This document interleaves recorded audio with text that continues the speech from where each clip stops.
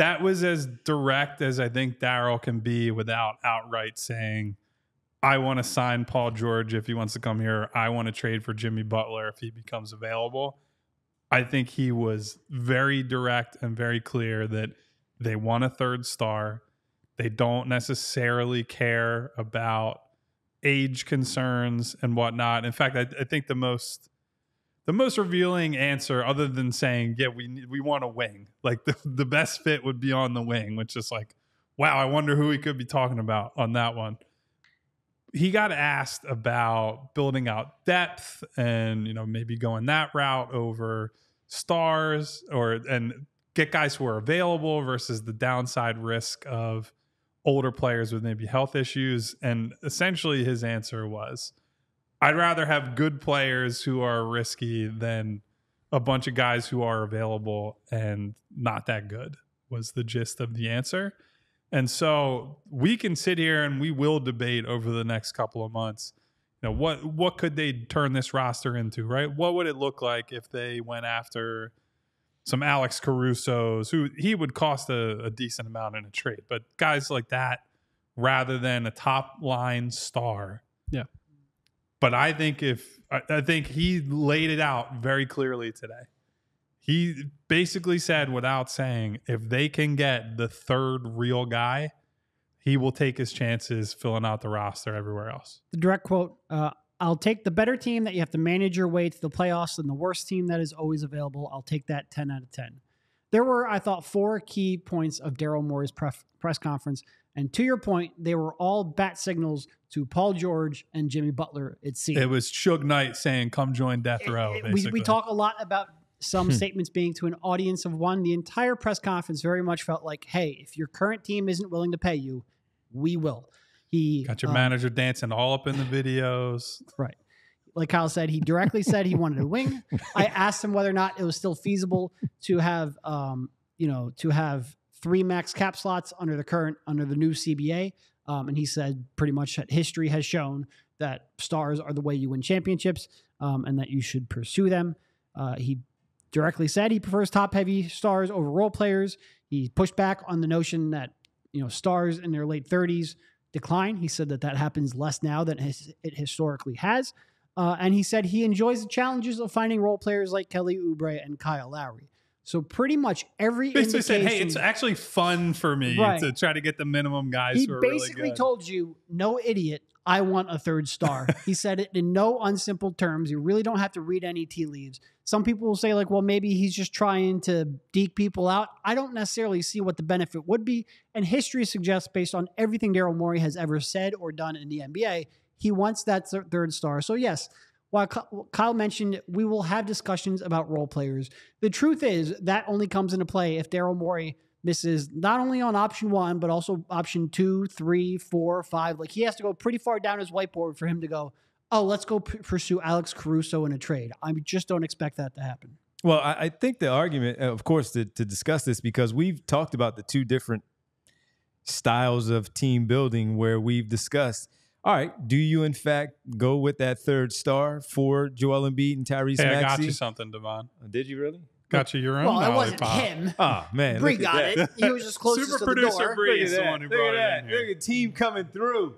Got the classic grape lollipop. I'll pop that thing open here in a second as we discuss this, though. But I'm looking at this because this whole, first of all, the offseason team building stuff is just fun in general, right? Of course, you get the conversation with the guys and they bring in the numbers and how to break everything down of how you can fit certain players. But when Daryl Morey speaks and says what he says, that was very clear. But the argument then goes to the other side of people who want to maybe do it differently, where you don't have to have that third star. You can allocate that money in a different way where it's spread across a few different players and do you better team build that way versus having that third star, because that third star is going to cost you a lot of money. Tyrese Maxey is going to get paid the max this offseason. Joel Embiid is already making big money.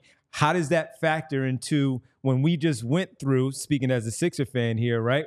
When we just went through, where's the depth on my basketball team? I didn't have enough to get past the New York Knicks. So sure, that third star might be available. When you look at bringing up Paul George or even Jimmy Butler, the arguments there can also be the injury history that both of them carry coming into the season. Maybe not playing a lot in regular season like we see with Jimmy Butler. We'll get to Pat Riley and what he had to say a little bit had earlier. some things to say. So that's the only discussion with it. Is that the time now? Is today's NBA, is that the pathway that you want to go to? Because unless you build it out, if we go to OKC and run down the 3 stars that they have, they are young players that you're building with. The Shai Gilgeous-Alexander piece traded from LA.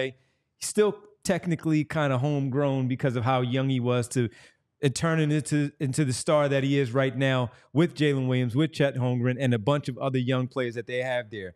Minnesota, and Karl Anthony Towns, along with Anthony Edwards, trading for Rudy Gobert. Yes, the 3rd star in a different way. So is that the way to go?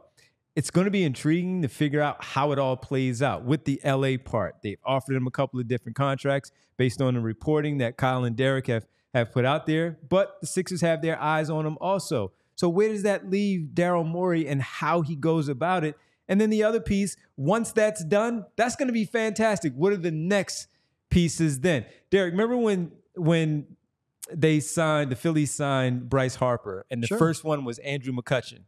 And everybody's like, whoa, no, that's not going to work. 3 for whatever, $40 million, 3 for 50 that he got until the Bryce Harper piece came into play. So even though that was in a bit of reverse order, it was still, this role player doesn't necessarily work until you get that star. But is it the star way to go first and then build out those role players? Or are you going to be okay if they do go Alex Caruso and some other names down the list and scrap that star piece if it doesn't work for Daryl Morey? Yeah.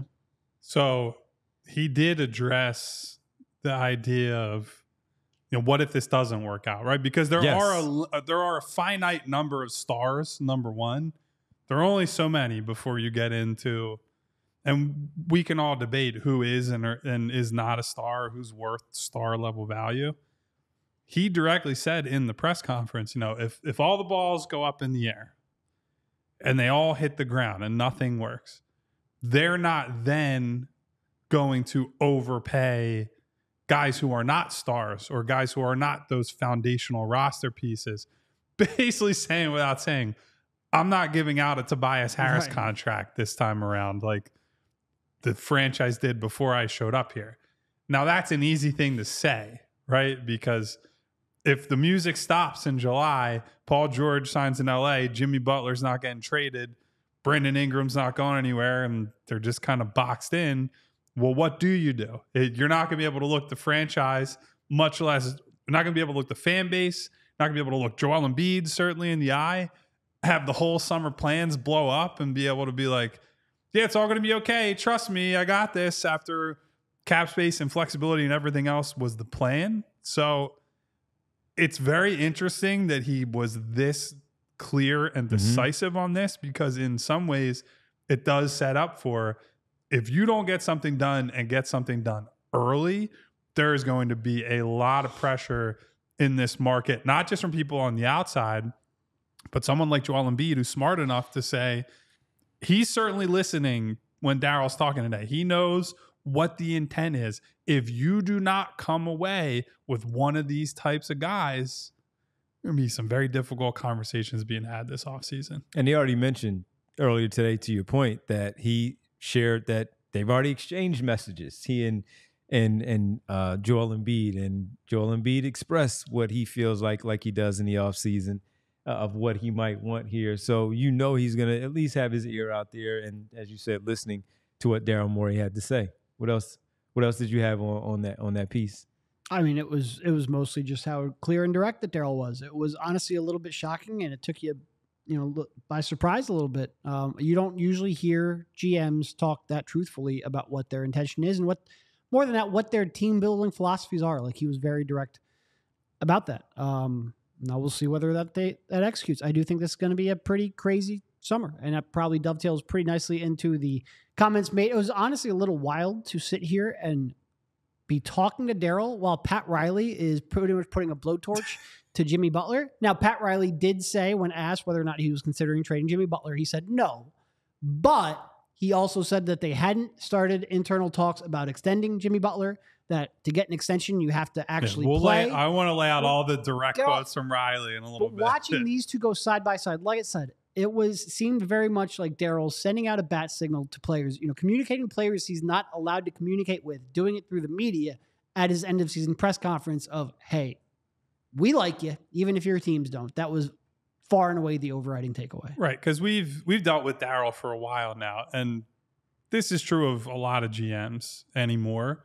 But he, all the time, like when we're heading into draft and free agency season, and he's getting asked these types of questions, he's always like, well, I don't want to say we need this because, we don't want to say this and then there's a better player available, or we don't want teams to know intel. He came out and was like, we need a wing. Yeah. And we need a wing who's going to hold up in the playoffs, who's tough, who's whatever, like the perfect fit in between Tyrese and Joel. He didn't dress it up. He didn't hide his intent. He went out and made a statement and said, this is what we have to go out and do this summer. The very first thing he said, right, was like, I owe this to the fans. I owe it to ownership. I owe it to a lot of people.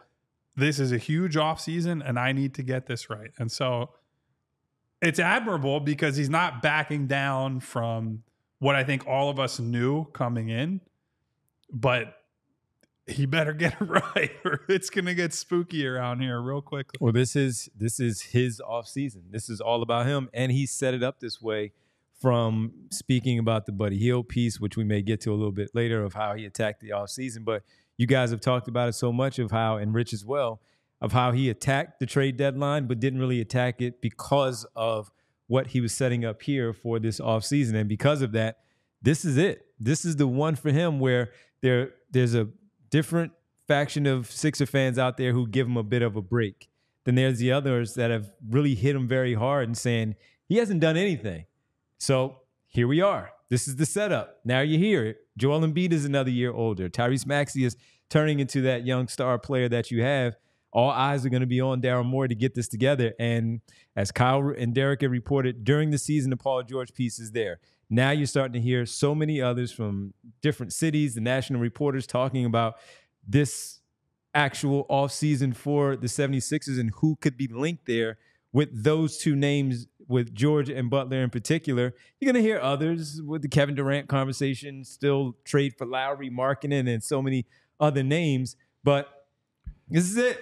This is it for him. Not that he's saying he's going to lose his job, but in terms of him saying he owes it to the fan base, the city, the organization, the players, and all, this is it for him, that he has to go out there and put it on the line here for this team, because how much more is the window going to be open while Joel Embiid is, in fact, in the Sixers uniform? Yeah. No, and forget the window, even just the window of adding a third star level player. Like, this is your window. These are the couple of months you have a real chance to. He can't screw it up. Like, and if you look at it in some sense, like the first couple of years, not that his goal was to undo the damages of the past, but there was some reality to the fact that he had to undo the damages of the past, whether that be Al Horford and getting off of that contract. Now Tobias Harris finally expires. This is your one window when you have flexibility, and there's trade flexibility and free agency or salary cap flexibility. You have to nail it. And he's, there's been a lot of talk of, these are, there's so much uncertainty. There's going to be a lot of movement because of second aprons and team looks to get off contract. Okay, well, this should be right in your wheelhouse. There's a lot of there's as much pressure on him as any other person connected to sports in Philadelphia over the next couple of months, for sure. Yep, should be an interesting one for us as well. He has to hit a home run on this one. We all silly like the mayor.